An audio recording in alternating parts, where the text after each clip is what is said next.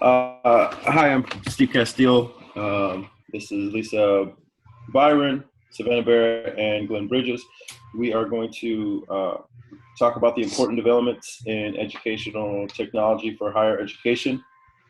Um, in the reading, there were some interesting things that kind of opened my eyes to a few things I noticed that happened in my own school.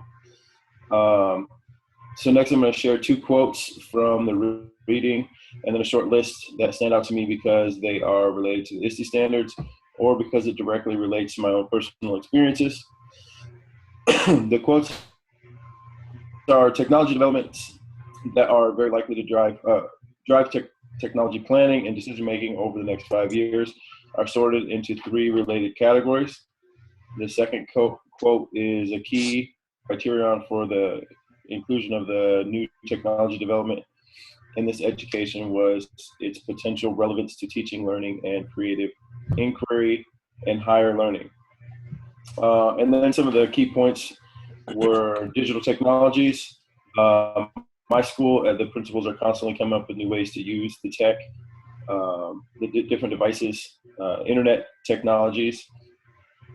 Personally, I'm always trying to find new ways for the students to use the internet in order to make it easier without losing its effectiveness. And then the learning technologies. As a school and a district, we as educators are constantly working to find tools and resources for educational purposes. The ISTE standards that those go hand in hand with from the visionary leadership is step B, engage in the ongoing process to develop, implement, and communicate technology. Uh, and C also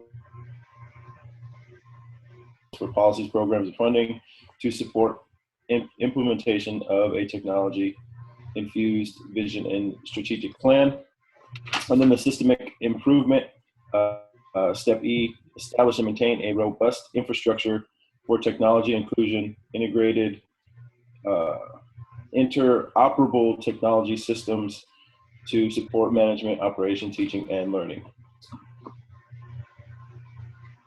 And I'm looking at the visionary leadership for standards for coaches and administrators. And I read a portion about robotics. And for my district, everyone in our district, especially our superintendent, is a big advocate for the robotics program. The program is offered in the elementary, middle school, and high school levels. I was a robotics coach for 2 years, and students learned about the robots and how to assemble and program. Students were also learning about teamwork and appropriate ways to share ideas and how to solve problems as a team. The middle school robotics was very fascinating because they continued to use their skills and values learned in elementary, but they worked on more complex skills.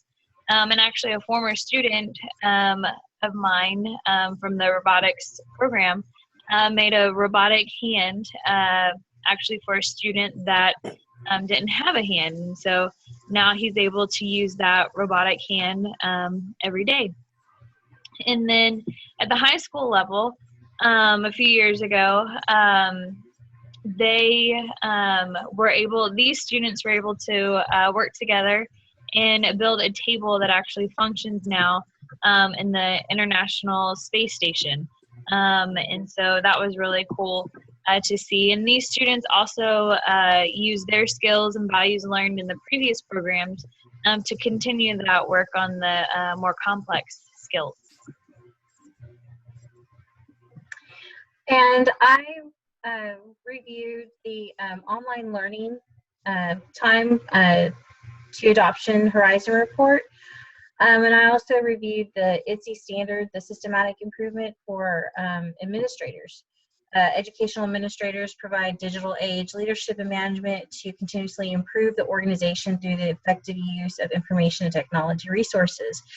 I know this to be true. I volunteered at my daughter's school, speaking with the administrators there. They're very heavily into getting the kids into the computer lab and having them work on different applications there, and just really pushing technology whenever they can in the classroom, and making sure that their teachers know that they're free to use whatever kind of software they think would be beneficial for the students to help them engage them in the learning process. Also, I really thought that it was really interesting with this Horizon report that some students, as far as being homeschooled, they pursue online education only, not just for homeschooling, but in case a child is sick with a terminal illness, where they can't be around students because of the infection factor. They can be totally online students. And then there's the hybrid schools where they can do some classes face-to-face. It's like a 50-50. Some is face-to-face, the rest of it is online. And then some states like Illinois, where there's a lot of snow, they make sure that their students have access online, because on snow days they can actually still log in and do their coursework. It's not just, snow day, free day. They actually still have to log in and do work while they're there.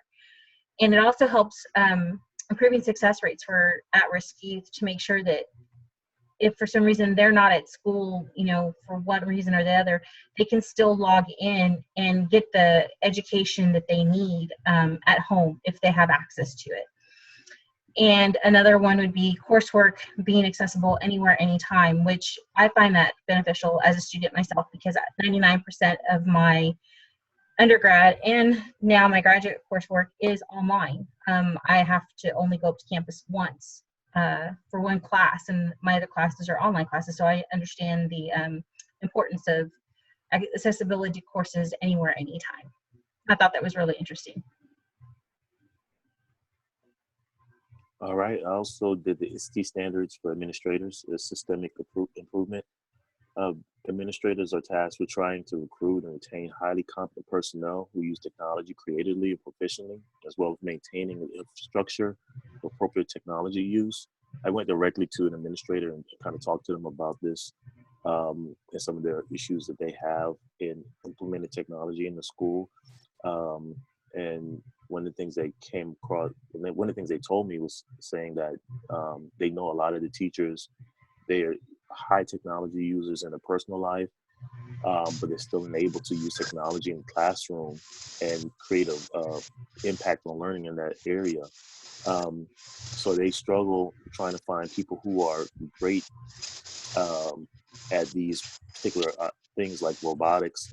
There's a lot of STEM activities that they're trying to implement in the school curriculum now, and finding somebody who is proficient enough in that is a troublesome area for them.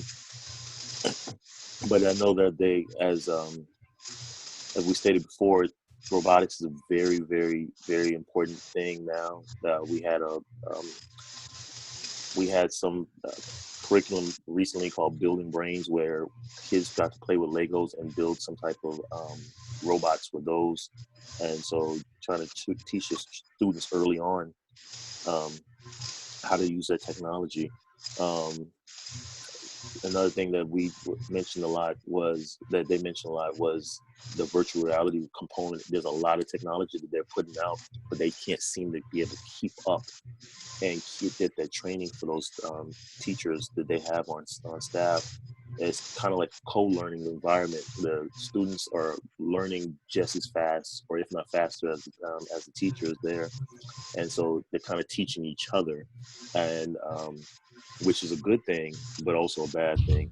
And so they have those. One of the things they have now is the wearable technology is very limited. Again, the kids are getting more proficient at it than the teachers. We have the virtual reality headsets that kids are able to use, and the teachers are kind of a step behind. So they're struggling trying to keep up with those implementations. And that's about it for our Unit 6 discussion. Thank you.